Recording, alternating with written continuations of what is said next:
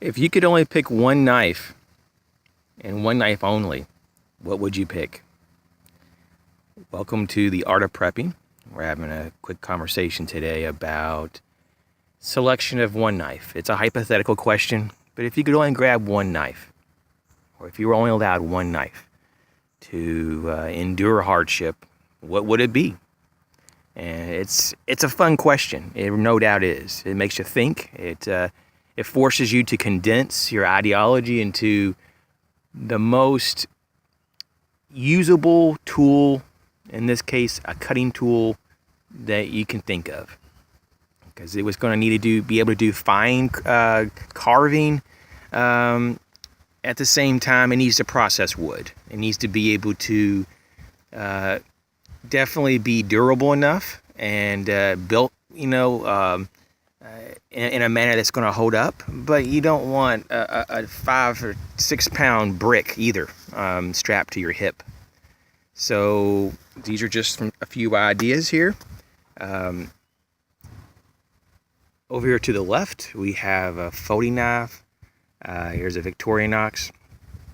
Should you pick a folding knife? Is that going to be something that's strong enough? And even though it's a multi-tool as well, I'd say no. I'd say folding knives, even lockbacks or locking blades, just isn't going to cut this. I think you're going to need a full tang fixed blade, and that's why it's going to kind of knock out this Mora or the Baco brand, which is made by Mora. I think it's going to probably eliminate that. Even though I love the Scandi grind and it's a very capable knife, what you have here though is you don't have the reach and the inherent strength that you really need if this is going to be your go-to all-in-one tool.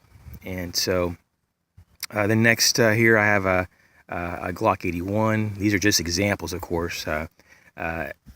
Once again, this is kind of more of a fighting trench knife. It's very specific. It wouldn't probably process wood very well. Could you do it? Yeah, possibly, but it's not going to be probably your ideal knife, just because of the construction and the design. Up above here we have a Baco Laplander folding saw. Is that the blade that you would pick? Probably not, because you couldn't do finer task with it. It makes a great saw blade, wood processing to some degree type of tool, but it's not an all-around tool. We want kind of the best all-in-one package possible. We got the Schrade SEHF 36 right here. Excellent knife. This is probably an option, for those on extreme budgets, but this is not a video just about budget knives, though, about what you would pick if you're on a budget. But if you were, this would probably be one of them. You could definitely pick 1095 carbon steel, TPE handles, and overall it's an excellent built knife. So but if you had money, resources within reason, several $100s, what would you really pick? Over here we have the Ontario Blackbird, the Nori model. And it's okay. Once again, I think, though, that the 154 CM could be a little bit difficult for some people to sharpen in the field. I love the micarta handles. It comes pretty close to perfect, I mean, in my opinion, this is a viable option.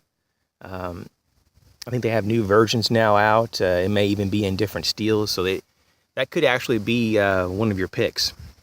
Those go for around $100, so it's a little more expensive. But once again, it's not about the money on this video.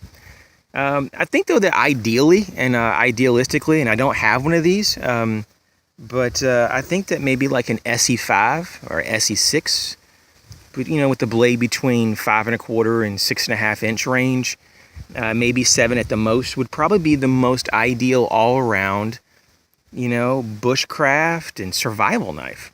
If you look at the military's, what they would call their issued knives, and a lot of them are put in that survival category or utility category, the K-Bar or the Ontarios, and you even some of the Gerbers, like the LMF 2, you have these these types of grinds on the blades, and you have certain focuses on those blades that you don't get on general bushcraft knives.